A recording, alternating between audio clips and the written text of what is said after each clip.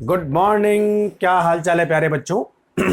तो हम लोग डिस्कस कर रहे थे नाइट्रोजन फैमिली। अच्छा, इसमें दो वीडियो हमने पब्लिश कर दिए हैं और इससे पिछले वाले वीडियो में आपने पढ़ा होगा कि फिजिकल प्रॉपर्टी, केमिकल प्रॉपर्टी में डिटेल डिस्कशन कि ऑक्सीजन के साथ रिएक्शन, हेलोजन के साथ रिएक्शन और हाइड्रोजन के साथ रिएक्शन करके किस किस टाइप के कंपाउंड बनते हैं और उनकी प्रॉपर्टी किस तरह से चेंज होती है। क्लियर। तो बच्चों, आज के वीडियो में हम पढ़ने वाले हैं कंपाउंड्स और मॉलिक्यूल ऑफ नाइट्रोजन। कौन कौन से मॉलिक्यूल की स्टडी हम इस चैप्टर में करेंगे नाइट्रोजन के केस में, तो वो हम डिस्कस करेंगे। वैसे टोटल हमारे पास 3 टाइप के मॉलिक्यूल है, एक डाइनाइट्रोजन गैस, उसके बाद अमोनिया और लास्ट में है नाइट्रिक एसिड। ये तीन ही मॉलिक्यूल पे हमारा फोकस ज्यादा रहेगा। ठीक है, तो चलो पहले बात करते हैं आज डाइनाइट्रोजन गैस। ठीक है बच्चों, तो सबसे पहले हेडिंग आप डालिए डाई नाइट्रोजन गैस, है ना। डाई नाइट्रोजन गैस का फॉर्मूला होता है N2। अच्छा, इसको नाइट्रोजन गैस भी बोल सकते हैं, है ना, डाई नाइट्रोजन गैस भी बोलते हैं। क्लियर। क्या क्या पढ़ने वाले हैं? प्रिपरेशन पढ़ेंगे, फिजिकल प्रॉपर्टी पढ़ेंगे, केमिकल प्रॉपर्टी पढ़ेंगे और यूजेस पढ़ेंगे। चार चीजें क्या पढ़ने वाले हैं बच्चों? प्रिपरेशन, ठीक है, प्रॉपर्टीज, और जिसमें फिजिकल और केमिकल दोनों आ गई, और यूजेस। तो जितने भी कंपाउंड या मॉलिक्यूल हमारे पास है वो इन 3 चीजों पे ही सिमटेगा। क्लियर। और कुछ अगर इंपॉर्टेंट चीजें उसके बारे में है तो वो भी डिस्कस कर लेंगे, है ना। अभी नीट में एक क्वेश्चन यहां से पूछा गया था। क्लियर। अब देखिए, तो सबसे पहले हम बात करेंगे डाई नाइट्रोजन गैस। तो सबसे पहले बात करते हैं बच्चों प्रिपरेशन, है ना। तो डाई नाइट्रोजन गैस को कैसे बनाते हैं? प्रिपरेशन। तो जनरली प्रिपरेशन में हमारे पास 2 मेथड होते हैं, लेबोरेटरी मेथड और इंडस्ट्रियल मेथड, है ना। तो वो आपको समझना है कौन लेबोरेटरी मेथड है, कौन इंडस्ट्रियल मेथड है। क्लियर। सबसे पहले बात करते हैं बच्चों इंडस्ट्रियल मेथड की। तो ए पॉइंट लिखेंगे इंडस्ट्रियल मेथड। अच्छा देखो, अगर हमें ज्यादा क्वांटिटी में बनानी है, लार्ज स्केल में बनानी है तो इंडस्ट्रियल मेथड, और कम क्वांटिटी में बनानी है, स्मॉल स्केल में बनानी है तो लेबोरेटरी मेथड। ठीक है भाई। तो इंडस्ट्रियल मेथड में किस टेक्निक का हम यूज करेंगे? देखो, तो बच्चों देखो, इंडस्ट्रियल मेथड जो है वो एयर में से नाइट्रोजन को अलग करने का मेथड है। तो आपको पता है कि जो हमारी एयर है उसमें कितना परसेंट नाइट्रोजन होता है? 78%। तो वहीं से हम नाइट्रोजन को अलग करके उसको यूटिलाइज करेंगे। तो सबसे पहले लिखेंगे यहां पर air contain 78% nitrogen and 21% oxygen. तो ऑक्सीजन और नाइट्रोजन का मिक्सचर होता है यार।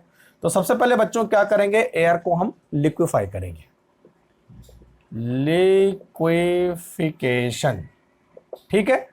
तो एयर जो है लिक्विड फॉर्म में आ जाएगी, लिक्विड एयर। तो N2 भी लिक्विड फॉर्म में आ जाएगा और O2 भी लिक्विड फॉर्म में आ जाएगा ना। Clear. O2 plus N2 in liquid form. Clear. अब देखो बच्चों, O2 और N2 जब लिक्विड फॉर्म में होती हैं तो दोनों का बॉइलिंग पॉइंट अलग अलग होता है। क्लियर। देखो, O2 का जो बॉइलिंग पॉइंट है वो 90 केल्विन है और N2 का बॉइलिंग पॉइंट है वो 77.2 केल्विन है। तो जब दोनों का बॉइलिंग पॉइंट डिफरेंट है तो दोनों के बॉइलिंग पॉइंट में डिफरेंस होने की वजह से इनको हम फ्रैक्शनल डिस्टिलेशन मेथड से अलग अलग कर सकते हैं। तो then apply fractional distillation method. Fractional distillation method मालूम है ना आपको? फ्रैक्शनल डिस्टिलेशन मेथड वो मेथड होता है जिसमें हम 2 ऐसे लिक्विड जिनका बॉइलिंग पॉइंट डिफरेंट होता है उनको अलग कर सकते हैं। तो अब हमारे पास क्या है? N2 इन लिक्विड स्टेट में अलग हो जाएगी जिसका बॉइलिंग पॉइंट है 77.2 केल्विन, और plus O2 in liquid state. Liquid O2 और लिक्विड N2 अलग अलग हो जाएगी, तो लिक्विड N2 को हम जो है यूटिलाइज कर लिया। तो ये हमारे पास इंडस्ट्रियल मेथड है। ठीक है भाई। अच्छा, अब 3 मेथड ऐसे हैं जो लेबोरेटरी वाले मेथड है, तो ये नोट कर लिया आपने। ठीक है। तो नेक्स्ट बच्चों हमारे पास है लेबोरेटरी मेथड, है ना। There are 3 method in the laboratory scheme. तो दूसरा हमारे पास है लैब मेथड्स, ठीक है। नंबर 1, इसमें नंबर 1 है, कैसे बनाएंगे देखो। आपको मालूम है कि हमारे पास कुछ ऐसे कंपाउंड है जिनके हीट करने से नाइट्रोजन गैस रिलीज होती है, ठीक है। पहला कंपाउंड हमारे पास है NH4 का होल ट्वाइस Cr2O7। क्या बोलेंगे इसे बच्चों? अमोनियम डाइकार्बोनेट, अमोनियम डाइकार्बोनेट है ना, डाइक्रोमेट, सॉरी क्या बोलना, ammonium dichromate, AMMO, ammonium dichromate, dicarbonate dichromate, ठीक है, जैसे पोटेशियम डाइक्रोमेट होता है। इसको अगर हम हीट करेंगे तो बच्चों हमें क्या मिलेगा? एक तो हमें N2 गैस मिलेगी, प्लस हमें Cr2O3 क्रोमियम ऑक्साइड मिलेगा, प्लस क्या मिलेगा हमें यहाँ पर 2H2O, 4 हाइड कितने हैं? 4H2, ठीक है। तो देखो N2 गैस में अमोनियम डाइक्रोमेट को हीट करने से हमें N2 गैस प्राप्त होती है। दूसरा, एजाइड का degradation, decomposition of azide also give nitrogen के। तो 2 तरह के एजाइड हमारे पास है। एक हमारे पास है बच्चों बेरियम एजाइड। तो एजाइड होता है N3, ध्यान रखना है ना, N3, और इस पर 1 माइनस होता है, तो इस पर 2 प्लस होते हैं, तो 2 बाहर आ गया। तो बेरियम एजाइड को अगर हम हीट करेंगे तो बेरियम अलग हो जाएगा और हमें N2 गैस मिल जाएगी। उसी तरह जो है सोडियम एजाइड को अगर हम गर्म करेंगे, NaN3, इसको 2 मॉलिक्यूल ले लो, तो एजाइड के डिग्रेडेशन से हमें क्या मिलता है बच्चों? N2 गैस मिलती है। क्लियर? तो डाइक्रोमेट और एजाइड के डिकम्पोजिशन से। तीसरा मेथड हमारे पास है, अगर मैं ammonium chloride plus sodium nitrite, this is sodium nitrite है ना, नाइट्रेट नहीं, this is sodium nitrite. Clear? अच्छा, इसका नाम है, इसका नाम भी लिख देता हूं मैं, this is called barium azide, this is sodium azide. नाम ही लिखते जाना सबने बच्चों, है ना। This is ammonium chloride, this is sodium nitrite. तो इन दोनों को पहले हम ट्रीट करेंगे तो हमें मिलेगा NH4NO2, sodium ammonium nitrite plus sodium chloride, है ना बच्चों। अब देखो जो हमारा अमोनियम नाइट्राइट है NH4NO2, इसको हीट करेंगे तो हमें मिलेगा N2 प्लस 2H2। तो बच्चों ये 3 मेथड है जहां से हम नाइट्रोजन गैस को बना सकते हैं। तो एक ये वाला मेथड, एक एजाइड और डाइक्रोमेट को हीट करने से। क्लियर? तो नोट करो जरा फटाफट से, ठीक है। अच्छा देखिए, एक और चीज है इसमें, जो ये जो मेथड है ना हमने अभी लिखा है, इस मेथड में nitric oxide and HNO3 produce as impurities की फॉर्म में नाइट्रिक ऑक्साइड और HNO3 प्रोड्यूस होते हैं। इसको हटाने के लिए हम क्या करते हैं बच्चों, इस N2 को पास करते हैं, पास N2 गैस, या pass mixture of N2 gas in H2SO4, concentrated H2SO4 containing potassium dichromate K2Cr2O7। तो H2SO4 भरा होगा, उसमें K2Cr2O के साथ मिक्स होगा, है ना। तो इसमें ये पूरी की पूरी दोनों एब्जॉर्ब हो जाएंगे, तो वो प्योर फॉर्म में हमें मिल जाएगा फिर। क्लियर? तो बस इतना ही थोड़ा सा आपको ध्यान रखना है। तो ये हो गया हमारे पास बच्चों प्रिपरेशन। अब उसके बाद डिस्कस करते हैं प्रॉपर्टीज। तो पहले फिजिकल प्रॉपर्टीज, उसके बाद केमिकल प्रॉपर्टीज, है ना। देखो फिजिकल प्रॉपर्टीज में आपने ये देखना है कि वाटर सॉल्युबल है कि नहीं है, ऑर्डरलेस है, टेस्टलेस है, या फिर जो है उसमें किसी तरह की कोई ऑर्डर भी है ना, कलर किस तरह का है, ये सब चीज़ें हम डिस्कस करेंगे। तो प्रिपरेशन हो गया। दूसरी चीज़ हम डिस्कस करेंगे प्रॉपर्टीज। ठीक है, पहले हम डिस्कस करेंगे फिजिकल प्रॉपर्टीज। ठीक है, फिजिकल प्रॉपर्टीज है बच्चों जो N2 है, दिखती है नहीं दिखती है, तो यानी ये क्या है, कलरलेस, ऑर्डरलेस, है ना, colourless, odourless, non toxic gas. ठीक है, नॉन टॉक्सिक गैस होती है, पहला पॉइंट। दूसरा पॉइंट ये है कि वाटर में स्लाइटली सॉल्युबल होते हैं, जनरली वाटर में सॉल्युबल नहीं होती है। ठीक है, तो इनसॉल्युबल इन वाटर हम लिखेंगे यहां पर, इनसॉल्युबल इन वाटर। ठीक है बच्चों, और तीसरा मेन पॉइंट होगा इसका जो बॉइलिंग पॉइंट और फ्रीजिंग पॉइंट है वो लो होता है ना, तो low boiling point and freezing point. ठीक है, बस इतना ही लिखना है आपको। ठीक, अच्छा एक और चीज, जो हमारे पास नाइट्रोजन है उसके दो स्टेबल आइसोटोप्स होते हैं, 2 स्टेबल आइसोटोप्स, मतलब रेडियो एक्टिव नहीं है। कौन कौन से, N15 एंड N14, बस 14 तो रहेगा 15 भी रहेगा। क्लियर, चलो नोट कर लिया सबने। ठीक है, अब बात करते हैं बच्चों केमिकल प्रॉपर्टीज की, है ना, बस केमिकल प्रॉपर्टी पे ज्यादा क्वेश्चन पूछे जाते हैं वैसे। देखिए, जो नाइट्रोजन गैस है जनरली रूम टेम्परेचर पर वो अनरिएक्टिव होती है। रीजन क्या है इसका, क्योंकि जो नाइट्रोजन नाइट्रोजन बॉन्ड है वो काफी स्ट्रांग बॉन्ड है, उसकी बॉन्ड एंथैल्पी बहुत ज्यादा होती है। तो नेक्स्ट बच्चों हमारे पास है केमिकल प्रॉपर्टीज, है ना, प्रॉपर्टीज तो लिखा ही है, तो केमिकल प्रॉपर्टीज। तो केमिकल प्रॉपर्टीज सबसे पहले पॉइंट लिखेंगे हम, N2 गैस इज अनरिएक्टिव और inert at room temperature. Room temperature जो हमारा नॉर्मल टेम्परेचर होता है उस पर ये लगभग अनरिएक्टिव होती है। ठीक है, या नॉन रिएक्टिव होती है। This is due to reason क्या है, हाई बॉन्ड एंथैल्पी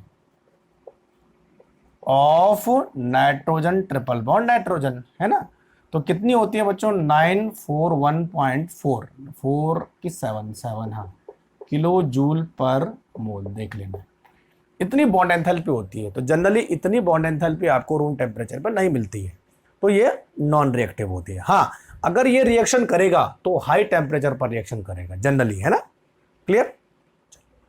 तो सबसे पहले बच्चों बात करते हैं हम केमिकल प्रॉपर्टीज में reaction with metal, reaction with metals, है ना, और दो ही मेटल हमारे पास है, एक लिथियम और दूसरा मैग्नीशियम।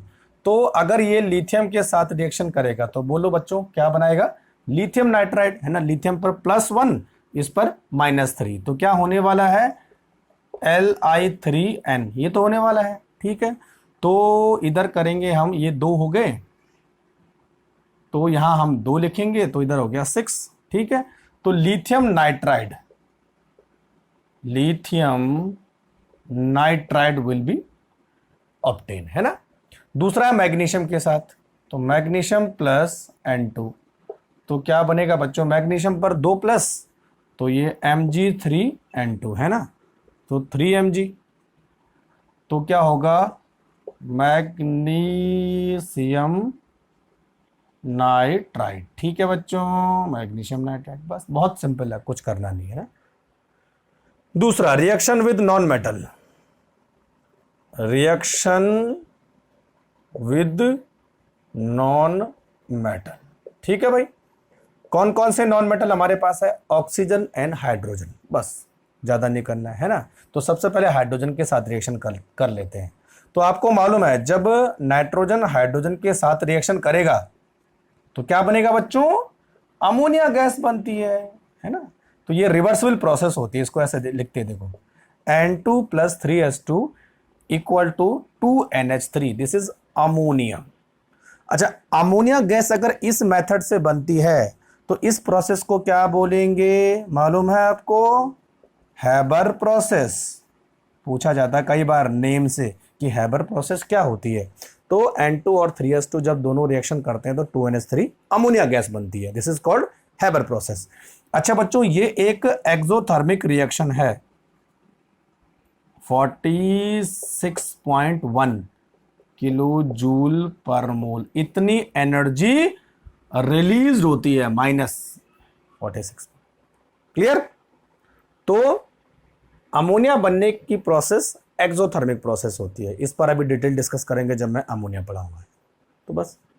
अच्छा, दूसरा नॉन मेटल हमारे पास है ऑक्सीजन। तो जब N2 ऑक्सीजन के साथ रिएक्शन करेगा तो क्या बनेगा बच्चों? 2NO यानी नाइट्रिक ऑक्साइड। Nitric oxide. और आपको मालूम होगा बच्चों कि नाइट्रिक ऑक्साइड एक ओजोन लेयर डिप्लीटिंग एजेंट है, ओजोन लेयर को डिप्लीट करता है। और एक और इंपॉर्टेंट चीज आपको देखनी है कि जनरली जो नाइट्रोजन है और ऑक्सीजन है वो नॉर्मल टेम्परेचर पर रिएक्शन नहीं करते। इनकी रिएक्शन तभी होगी जब टेम्परेचर हाई होगा।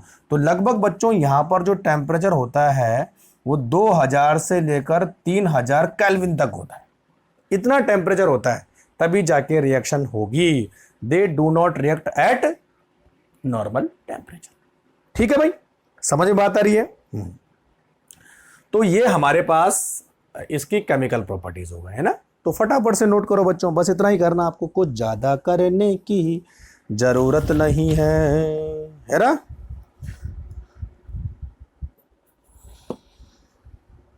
चलो अब बात करते हैं यूजेस की। यूजेस में भी बस थोड़ा 2-3 चीजें आपको याद रखनी है। जनरली जो हमारे पास जो नाइट्रोजन होता है बच्चों ना, वो कुछ इंपॉर्टेंट केमिकल्स बनाने के काम आता है, जैसे नाइट्रिक एसिड, अमोनिया, है ना।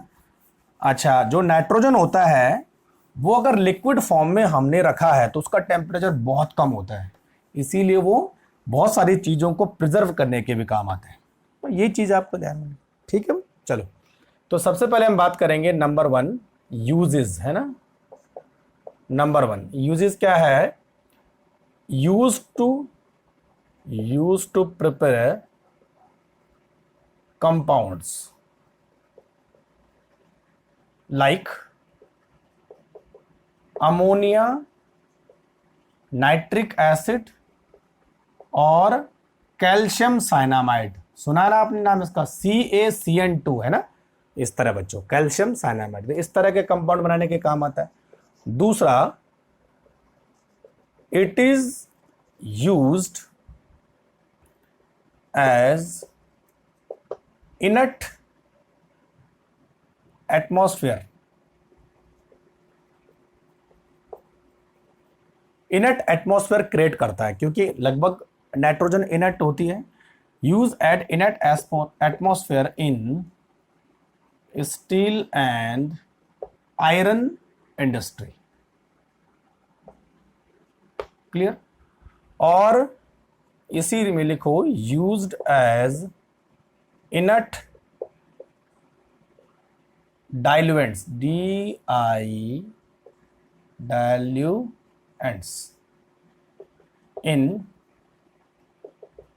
केमिकल रिएक्शन, है ना।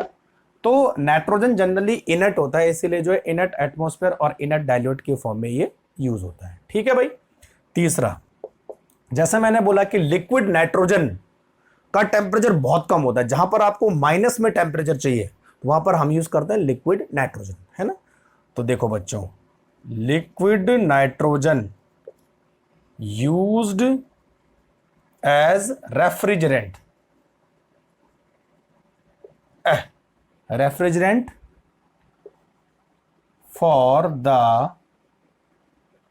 प्रिजर्वेशन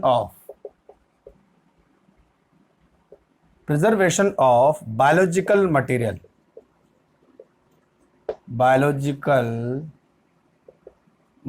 है ना। बहुत सारे बायोलॉजिकल स्पेसिमेन होते हैं जिनको प्रिजर्व जो है लिक्विड नाइट्रोजन में किया जाता है। बहुत सारे ऐसे फूड होते हैं जिनको लिक्विड नाइट्रोजन में प्रिजर्व किया जाता है, and used in cryosurgery. Cryo surgery, है ना। तो जहां पर टेम्परेचर कम हमें रखना पड़ता है और वहां पर हमें काम करना पड़ता है, चीजें खराब होने से बचानी होती है, तो वहां पर लिक्विड नाइट्रोजन का यूज किया जाता है। क्लियर? तो नोट करो बच्चों फटाफट से, है ना। ठीक है भाई, बहुत अच्छी बात है ना। तो चलो ये हमने अब कंप्लीट कर लिया है, कौन सा, नाइट्रोजन, है ना। तो नाइट्रोजन फटाफट से कंप्लीट करो, नोट्स बनाओ जल्दी से, ठीक है। पानी पी लो मैं तब तक। फिर नेक्स्ट हमारे पास है बच्चों अमोनिया, है ना।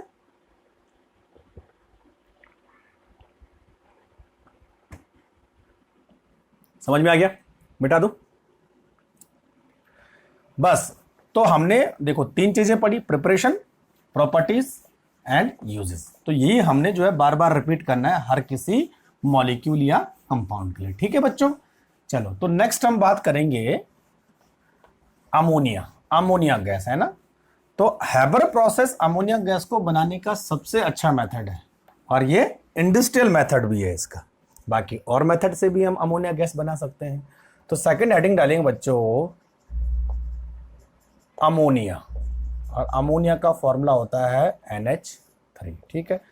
प्रिपरेशन, प्रॉपर्टीज एंड यूजेस, इन तीनों पे डिस्कस करेंगे। सबसे पहले हम डिस्कस करेंगे प्रिपरेशन। अच्छा बच्चों, अमोनिया को कभी आपने स्मेल किया, सूंघा कभी? मैं बताता हूं। जहां कोई जानवर मरा होता है, जानवर सड़ रहा होता है, तो वहां पर जो स्मेल आती है वो अमोनिया की स्मेल आती है ना। तो जनरली अमोनिया क्या है बच्चों, एक बाई प्रोडक्ट है किसका, नाइट्रोजनस सब्सटेंस का। तो जब कोई ऑर्गेनिक मटेरियल डिग्रेड होता है तो वहां पर अमोनिया की स्मेल आती है, ठीक है। तो अब पता चल गया होगा अमोनिया किस तरह का होता है। तो सबसे पहले प्रिपरेशन की बात करते हैं ना। तो देखो नंबर 1, अमोनिया को कहां से बनाया जा सकता है, यूरिया से। यूरिया का फॉर्मूला मालूम है, NH2CONH2, दिस इज यूरिया। तो बच्चों जब हम यूरिया का डिग्रेडेशन करते हैं, सबसे पहले यूरिया को वाटर के साथ मिक्स करते हैं, तो हमें मिलेगा अमोनियम कार्बोनेट, ठीक है। कितने एच है, 4 दूनी 8, 2 और 2 4, 4 8 हो गए, ठीक है। तो अमोनियम कार्बोनेट को जब हम गर्म करते हैं तो हमें मिलता है बच्चों अमोनिया के 2 molecule plus CO2 plus H2O, 3 दूनी 6 और 2 8, ठीक है। देखो तो पहला मेथड क्या हुआ, डिग्रेडेशन ऑफ अमोनियम कार्बोनेट, और अमोनियम कार्बोनेट हमें कहां से मिला है, यूरिया से। तो नाम लिखते जाओ, है ना, अमोनियम कार्बोनेट, क्लियर। और ये हमें अमोनिया मिल ही गया। तो ये एक मेथड हो गया। दूसरा मेथड देखो, कुछ ऐसे अमोनिया के सॉल्ट हैं जिनको अगर हम किसी स्ट्रॉन्ग एल्कली के साथ ट्रीट करें तो अमोनिया गैस बनती है ना। तो देखो ट्रीटमेंट ऑफ, ज्यादा अच्छा रखेगा, treatment of ammonium salt, treatment of ammonium salt with strong alkali, ठीक है। अच्छा अमोनियम सॉल्ट कौन सा हुआ, देखो NH4Cl, ठीक है। और इसका ट्रीटमेंट करेंगे हम KOH के साथ, तो बच्चों हमें मिलेगा NH3 plus KCl plus H2O। इसका नाम क्या है, अमोनियम क्लोराइड, ठीक है। ये क्या है, स्ट्रॉन्ग एल्कली यानी KOH, KCl H2O और NH3। दूसरा है हमारे पास अमोनियम सल्फेट, और इसकी रिएक्शन करेंगे हम NaOH के साथ। 2 मॉलिक्यूल NaOH हमने लिए, तो अगेन अमोनिया तो पहले निकाल दो अलग, फिर सोडियम सल्फेट निकाल दो अलग, Na2SO4, और क्या बचा, वाटर बचेगा। तो कितने मॉलिक्यूल वाटर बचेंगे, 2 ही मॉलिक्यूल बचेंगे मुझे ऐसा लगता है ना। 2 दूनी 4 और 3 7, 4 दूनी 8 और 2 10 है, तो 2 मॉलिक्यूल, हाँ 3 दूनी 6 और 4 10, अब ठीक है, क्लियर। तो ये देखो अमोनियम सॉल्ट को हमने एल्कली के साथ ट्रीट किया तो हमें क्या मिल गया, अमोनिया मिल गया। तीसरा और सबसे इंपॉर्टेंट मेथड जो हमारे पास है उसको मैं अलग लिखूंगा, हैबर प्रोसेस, है ना। ये नोट करो जरा फटाफट से बच्चों, ठीक है। 2 मेथड हो गए, तीसरा मेथड है हैबर प्रोसेस। अभी मैंने आपको हैबर प्रोसेस बताया था।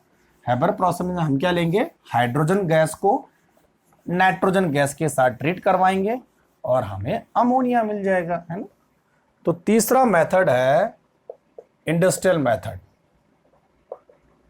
इंडस्ट्रियल मेथड यानी on large scale production, N2 plus 3H2 दोनों क्या है, गैस है, और प्रोसेस क्या होगी बच्चों, इक्विलिब्रियम। तो बनेगा 2NH3 अमोनिया, ये भी गैस, ठीक है। और डेल्टा H की वैल्यू क्या होगी, -46.1 किलो जूल पर मोल, ठीक है भाई, इतनी, ठीक है।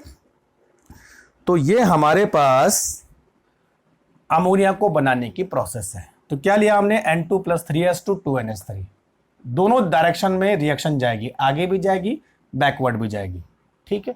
अब देखो बच्चों, जब कोई रिएक्शन इक्विलिब्रियम में होती है तो आपने एक चैप्टर पढ़ा होगा इक्विलिब्रियम, उसमें क्या पढ़ा होगा, ले-चैटलियर प्रिंसिपल। तो ले-चैटलियर प्रिंसिपल के अकॉर्डिंग अगर आपको अमोनिया ज्यादा रखनी है तो कुछ कंडीशन फुलफिल करनी पड़ेगी, यानी टेम्परेचर और प्रेशर को आपको चेंज करना पड़ेगा, और टेम्परेचर और प्रेशर चेंज करने से आपको क्या मिलेगा, अमोनिया ज्यादा मिलेगा। क्लियर। तो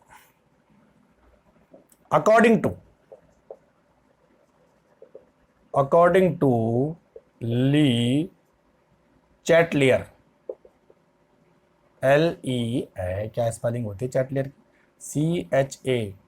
CHATALIER है, Le Chatelier principle. According to Le Chatelier principle, the production of ammonia, the production of ammonia will be more by following way, है ना। अगर हमें जो है अमोनिया के प्रोडक्शन को ज्यादा करना है तो क्या तरीके इस्तेमाल करने पड़ेंगे। देखो, नंबर 1, सबसे पहले बच्चों हम करेंगे प्रेशर। तो प्रेशर क्या रखना पड़ेगा, इंक्रीज प्रेशर, प्रेशर को बढ़ाना पड़ेगा, तभी जाके इक्विलिब्रियम राइट हैंड डायरेक्शन में शिफ्ट होगा। तो कितना प्रेशर होता है, लगभग 200 ATM, ठीक है। दूसरा है टेम्परेचर। तो बच्चों हम टेम्परेचर को हमेशा लो रखते हैं, कम टेम्परेचर रखते हैं, क्योंकि रिएक्शन एक्सोथर्मिक है। तो कितना टेम्परेचर रखना पड़ेगा, 700 केल्विन। और तीसरा सबसे इंपॉर्टेंट है यूज ऑफ कैटलिस्ट, ठीक है। कौन से कैटलिस्ट यूज होते हैं इस पे, सबसे इंपॉर्टेंट है iron oxide, Fe2O3 iron oxide, और उसके साथ हम क्या मिलाते हैं, K2O plus Al2O3 with in small amount, ये वाले दोनों विद स्मॉल अमाउंट, ठीक है। अच्छा, आपको मालूम होना चाहिए कि इसमें मॉलिब्डेनम भी यूज होता है, मॉलिब्डेनम एज ए प्रमोटर, ये वाला, समझ में बात आ रही है। तो ये भी ध्यान रखना आपने, ठीक है, MO एज ए प्रमोटर, ठीक है। और यहां पर क्या लिखेंगे, K2O प्लस Al2O3, ठीक। तो ये पूरी रिएक्शन होगी। जब भी आप लिखेंगे पूरी रिएक्शन लिखेंगे, कैटलिस्ट के नाम भी कैटलिस्ट भी लिखेंगे ऊपर, प्रोमोटर भी लिखेंगे, इस तरह लिखेंगे, और एक्सोथर्मिक रिएक्शन कितनी एनर्जी रिलीज हो रही है उसको भी लिखेंगे, और ये तीनों चीज लिखेंगे। तब जाके आपको पता लगेगा कि हमें अमोनिया को ज्यादा से ज्यादा कैसे बनाना है, ठीक है भाई। चलो, तो ये बच्चों 3 मेथड हो गए जिसमें हम क्या कर सकते हैं, अमोनिया को ज्यादा से ज्यादा बना सकते हैं। क्लियर। तो ये हो गया हमारी प्रिपरेशन, ठीक है। तो हमने इन 3 मेथड से अमोनिया को बना दिया है, जिसमें से बच्चों हैबर प्रोसेस पर बहुत सारे क्वेश्चन पूछे जाते हैं, तो याद रखना आपको हैबर प्रोसेस, ठीक है। नेम रिएक्शन जहां जहां पर आती हैं, किसी नेम से कोई रिएक्शन पूछी जाती है तो उसको आपको याद रखना है। क्लियर। चलो, अब बच्चों बात करेंगे हम इसकी प्रॉपर्टीज पर। तो पहले हम बात करते हैं फिजिकल प्रॉपर्टीज। ठीक है बच्चों, फिजिकल प्रॉपर्टीज में जो अमोनिया होती है वो कलरलेस होती है, दिखती तो है नहीं, लेकिन स्मेल होती है इस पे। और कौन सी कैसी स्मेल होती है? पंजेंट, एकदम तीखी। ठीक है, तो पहला है colourless. Colourless pungent smell gas. Pungent एकदम तीखी स्मेल होती है, सूंघ नहीं सकते अगर लेबोरेटरी में कोई पड़ा हो तो, है ना। तो कलरलेस पंजेंट स्मेल गैस। ठीक है, अमोनिया वाटर में बहुत अच्छा सॉल्युबल होती है, it is soluble in water. ठीक है बच्चों, तीसरा, इसका जो बॉइलिंग पॉइंट और मेल्टिंग पॉइंट है वो काफी ज्यादा होता है एज कंपेयर टू दूसरी गैस के मुकाबले, है ना। तो high melting point and boiling point. ऐसा क्यों होता है बच्चों? क्योंकि जो अमोनिया है वो हाइड्रोजन बॉन्ड बनाती है दूसरे अमोनिया मॉलिक्यूल के साथ। ठीक है, formation of hydrogen bond. Clear? चलो, तो बस ये तीन ही प्रॉपर्टी आपको लिखनी है ना। अब बात करते हैं इसकी केमिकल प्रॉपर्टीज के बारे में, है ना। तो मिटा दे भाई ये पूरा की पूरा।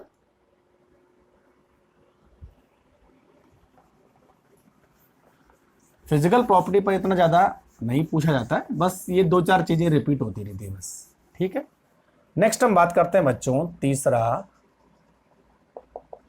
केमिकल प्रॉपर्टीज, है ना।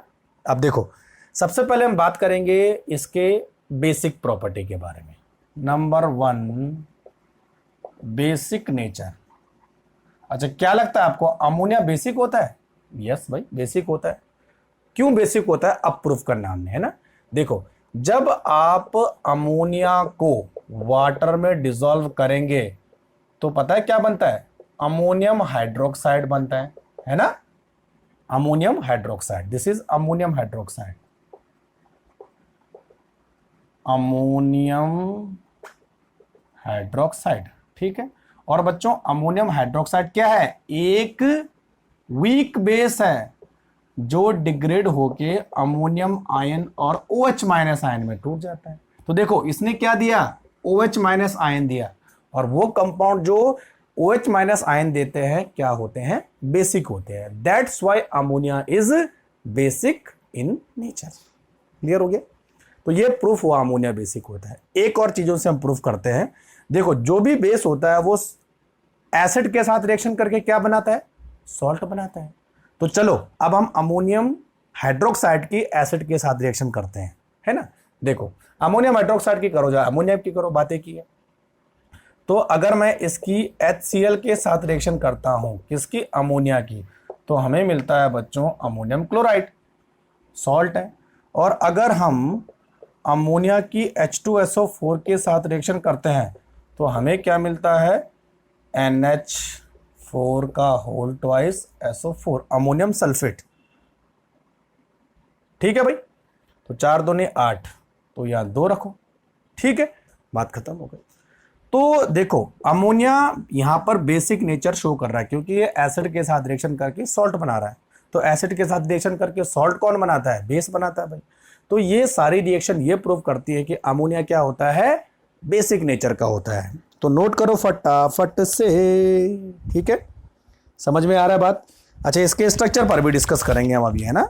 ठीक है भाई, हो गया। अब बात करते हैं बच्चों रिएक्शन विद मेटल सॉल्ट। यहीं पर डिस्कस कर लेते हैं दूसरी property, reaction with metal salt, है ना। देखो, जनरली जो हमारा अमोनियम हाइड्रोक्साइड है वो किसी मेटल सॉल्ट के साथ रिएक्शन करके उस मेटल का हाइड्रोक्साइड की फॉर्म में PPT बना देता है, उस मेटल को प्रेसिपिटेट कर देता है। किसकी फॉर्म में? हाइड्रोक्साइड की फॉर्म में। देखो, मान लीजिए हमारे पास है FeCl3 और हमने यहां पर जो है इसकी रिएक्शन करानी है अमोनियम हाइड्रोक्साइड के साथ। तो बच्चों क्या होगा? देखो, OH3 का पीपीटी बन जाएगा। ये नीचे मैंने एरो मारा है, इसका मतलब ये प्रेसिपिटेट है। और ये प्रेसिपिटेट कैसा होता है? Brown PPT. और बचेगा क्या? NH4Cl, 3NH4Cl, 3 करो इस तरह से। दूसरा ZnCl2 प्लस NH4OH, 2NH4OH है ना। तो क्या हो जाएगा बच्चों? ZnOH का 2 होल ट्वाइस और 2NH4Cl है ना। ये भी पीपीटी बन देता है, लेकिन ये कौन सा पीपीटी होता है? वाइट पीपीटी होता है, वाइट पीपीटी। तो इस तरह से ये मेटल सॉल्ट के साथ रिएक्शन करके उनको हाइड्रोक्साइड के फॉर्म में प्रेसिपिटेट करा देता है। क्लियर? ठीक है भाई, नोट करो फटाफट से, फिर लास्ट एक और रिएक्शन करते हैं, फिर खत्म करते हैं इसको। ठीक है, दो केमिकल प्रॉपर्टी हो गई। तीसरी देखिए बच्चों, जो हमारा अमोनिया है ना, उसके पास लोन पेयर है ना। और ये जो लोन पेयर है ये किसी को दे सकता है, ऐसे किसी कंपाउंड को दे सकता है जिसके पास इलेक्ट्रॉन की कमी होती है, या ऐसे किसी एटम को दे सकता है जिसके पास वैकेंट डी ऑर्बिटल है। ठीक है, तो दो तरीके होते हैं इस इलेक्ट्रॉन को डोनेट करने के। तो दोनों तरीकों में इसका कौन सा नेचर शो हो रहा है? Lewis base. तो तीसरा हमारे पास है लीविस बेस। ठीक है भाई, देखो, तो जैसा हम लोग जानते हैं कि लीविस बेस कौन से कंपाउंड होते हैं जो इलेक्ट्रॉन पेयर को डोनेट कर सकते हैं। ठीक है, तो यहां पे लिखेंगे those compounds which donate electron pair. ठीक है भाई, तो भाई अमोनिया के पास इलेक्ट्रॉन पेयर है, अमोनिया हैज इलेक्ट्रॉन पेयर है ना, 3 बॉन्ड पेयर, 1 लोन पेयर होता है। तो ये जो लोन पेयर है ये किसी को डोनेट कर सकता है। ठीक है, तो किस किस को डोनेट कर सकते हैं बच्चों? देखो है ना, the lone pair of ammonia can be donate to those who are electron deficient है ना, इलेक्ट्रॉन डेफिशिएंट। ठीक है, CIENT, इलेक्ट्रॉन डेफिशिएंट और have vacant D orbital. Clear? तो जब बच्चों ये किसी वैकेंट डी ऑर्बिटल वाले एटम को या इलेक्ट्रॉन डेफिशिएंट वाले एटम को इलेक्ट्रॉन देता है तो वहां पर क्या बनता है? Coordinate bond, then formation of coordinate bond. ये तो हुआ ना कोऑर्डिनेट बॉन्ड, यानी एक दे रहा है, शेयर दोनों कर रहे हैं। तो चलो देखते हैं। तो सबसे पहले रिएक्शन हमारे पास BF3, बोरॉन ट्राइफ्लोराइड। आपको पता है बोरॉन ट्राइफ्लोराइड में बोरॉन इलेक्ट्रॉन डेफिशिएंट है, और प्लस NH3। तो इसके पास ये जो लोन पेयर है ये बोरॉन को दे देगा, है ना। तो क्या बनेगा? देखो बच्चों, यहां पर बनेगा NH3 और BF3। देखिए NH3 के लोन पेयर BF3 के तरफ जा रहे हैं, और हमने क्या कर दिया? यहां पर एरो लगा दिया। This arrow shows coordination bond या कोऑर्डिनेट बॉन्ड, ज्यादा अच्छा रहेगा, ऐसा लिखेंगे कोऑर्डिनेट बॉन्ड। समझ में बात आ रही है? तो यहां पर BF3 क्या था? इलेक्ट्रॉन डेफिशिएंट मॉलिक्यूल था। लेकिन अगर हमारे पास वैकेंट डी ऑर्बिटल वाला कोई एटम हो, और वो एटम कौन से होते हैं बच्चों? मोस्टली ट्रांजिशन मेटल होते हैं, ट्रांजिशन मेटल ना। तो ट्रांजिशन मेटल के साथ कॉम्प्लेक्स बनाते हैं, और उन कॉम्प्लेक्स में हमेशा क्या होते हैं? कोऑर्डिनेट बॉन्ड होते हैं। फॉर एग्जांपल देखो Cu2+, ये एक्वस में है, ठीक, और इसका कलर होता है बच्चों ब्लू, है ना। और इसकी रिएक्शन हमने कर दी अमोनिया के साथ 4NH3, तो क्या बनेगा CuNH3 का होल 4 और इधर बनेगा 2+। This will now show deep blue colour, deep blue colour. तो देखो दिस इज कॉम्प्लेक्स। हुआ क्या कि कॉपर के पास वैकेंट डी ऑर्बिटल थे, तो उन वैकेंट डी ऑर्बिटल ने किसके इलेक्ट्रॉन एक्सेप्ट किए, अमोनिया के इलेक्ट्रॉन एक्सेप्ट किए, है ना। तो एक इस तरह का कॉम्प्लेक्स बना दिया, और इस कॉम्प्लेक्स में कॉपर और अमोनिया के बीच कौन सा बॉन्ड बनेगा, कोऑर्डिनेट बॉन्ड बनेगा। ठीक है, ये क्वेश्चन इस समय नीट में आया था, देख लेना नीट का पेपर। दूसरा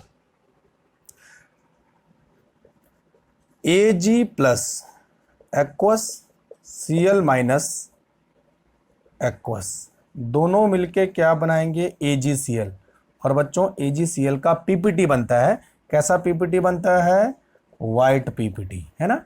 अच्छा अब देखो AgCl किसके साथ रिएक्शन करेगा, अमोनिया के साथ रिएक्शन करेगा, 2 मॉलिक्यूल अमोनिया लेंगे, तो यहां पर बनेगा AgNH3 का होल ट्वाइस और Cl बाहर। ठीक है, ये भी एक तरह का कॉम्प्लेक्स हुआ, लेकिन अब जो है इस कॉम्प्लेक्स का जो कलर है वो डिसअपियर हो जाएगा, इट विल डिसकलरेशन, यानी कलरलेस हो जाएगा। तो ये वाला कंपाउंड भी कैसा है, कॉम्प्लेक्स कंपाउंड है। यहां पर जो है Ag के डी ऑर्बिटल में किसके इलेक्ट्रॉन आ गए, नाइट्रोजन के इलेक्ट्रॉन, यानी अमोनिया के लोन पेयर आ गए, है ना। तो ये एक कोऑर्डिनेशन कंपाउंड हुआ, यानी कॉम्प्लेक्स कंपाउंड हुआ। तो बच्चों देखो यहां पर 2 चीजें आपको समझनी है, एक तो ये लिविस बेस की तरह काम कर रहे हैं, दूसरा ये जो अमोनिया है ना वो मेटल के डिटेक्शन में भी काम आता है। कैसा, देखो Cu जो है सिंगल है तो ब्लू कलर है, लेकिन कॉम्प्लेक्स में है तो डीप ब्लू कलर है, चेंज हो गया कलर। AgCl व्हाइट पीपीटी होता है, लेकिन अगर ये अमोनिया के साथ कॉम्प्लेक्स बनाना है तो कलरलेस होता है। तो ऐसे हम मेटल का डिटेक्शन भी कर सकते हैं। क्लियर हो रहा है, ठीक है। चलो तो नोट करो फटाफट से, है ना। चलो अब लास्ट इसकी यूजेस की बात करते हैं, बाकी खत्म, है ना, ज्यादा लंबा नहीं खींचते हैं, फटाफट से इसको फिनिश करते हैं। बस बच्चों आपको रिवाइज करते रहना है ना, ये जरूरी नहीं कि एक बार पढ़ो और बस भूल जाओ, ये तभी आएगा जब इसको बार बार आप रिवाइज करोगे, है ना। इसीलिए रिवाइज करने के लिए नोट्स बनाना बहुत जरूरी है, बिना नोट्स के काम नहीं चलेगा। पी ब्लॉक बहुत परेशान करता है वैसे भी। लास्ट USES यूजेस, है ना। तो देखो बच्चों जो अमोनिया है वो बहुत सारे फर्टिलाइजर को बनाने के काम आता है ना। It is used to manufacture fertilisers, है ना। अच्छा कौन कौन से फर्टिलाइजर है, जैसे आपने पढ़ा होगा यूरिया NH2CO NH2, ठीक है। अमोनियम फॉस्फेट 3 लगेगा यहां पर, अमोनियम नाइट्रेट NH4 रखो यहाँ, NH4 है ना, अमोनियम नाइट्रेट, ठीक है भाई। Ammonium phosphate, urea, ammonium nitrate and ammonium sulphate, है ना। तो ये सारे फर्टिलाइजर हैं जो कि अमोनिया के थ्रू बनाए जाते हैं। दूसरा जो अमोनिया है वो काफी सारे इंपॉर्टेंट इनऑर्गेनिक कंपाउंड को बनाने के काम आते हैं, ठीक है। Used to prepare important inorganic chemicals, और एक इंपॉर्टेंट इनऑर्गेनिक केमिकल्स है HNO3 यानी नाइट्रिक एसिड। तो नाइट्रिक एसिड को बनाने के भी ये काम आता है, ठीक है बच्चों। और तीसरा लिक्विड नाइट्रोजन का जो यूज होता है वही यूज लिक्विड अमोनिया का भी होता है, ठीक है। तो liquid ammonia liquid ammonia used as refrigerant. बस, तो फर्टिलाइजर, नाइट्रिक एसिड और रेफ्रिजरेंट। क्लियर हो गया? तो ये 3 इंपॉर्टेंट यूज है अमोनिया के। ठीक है। अच्छा, लास्ट में एक और चीज भूलता रहा मैं, है ना, स्ट्रक्चर की बात कर लेते हैं, वो भी देख लेते हैं भाई, इसको मुझे पहले बता देना चाहिए था। वैसे अमोनिया के स्ट्रक्चर के बारे में तो आप जानते होंगे, है ना, कैसे बनता है। देखो 1 2 3, 1 2 और 3 है ना, 107.8 डिग्री, बस बात खत्म। तो क्या होगा, sp3 हाइब्रिडाइजेशन होगा, पिरामिडल ज्योमेट्री होगी, 3 बॉन्ड पेयर होंगे और 1 लोन पेयर होगा, बस बात खत्म। और बॉन्ड एंगल कितना होता है बच्चों, 107.8 डिग्री, बात ये पढ़ना। ठीक है, केमिकल बॉन्डिंग में आपने पढ़ा होगा। चलो, तो ये था हमारे पास अमोनिया एंड नाइट्रोजन गैस। ठीक है, और नेक्स्ट लेक्चर में हम लोग डिस्कस करेंगे नाइट्रिक एसिड के बारे में और ऑक्साइड ऑफ नाइट्रोजन के बारे में। ठीक है, तो आपको क्या करना है, रीडिंग लेक्चर के नोट्स बनाने हैं, एनसीईआरटी पढ़ना है। कहीं कोई दिक्कत है तो आप मुझे कमेंट बॉक्स में लिख सकते हैं या सेपरेट मैसेज कर सकते हैं। ठीक है बच्चों, तब तक के लिए thank you very much, tata bye bye, नमस्कार।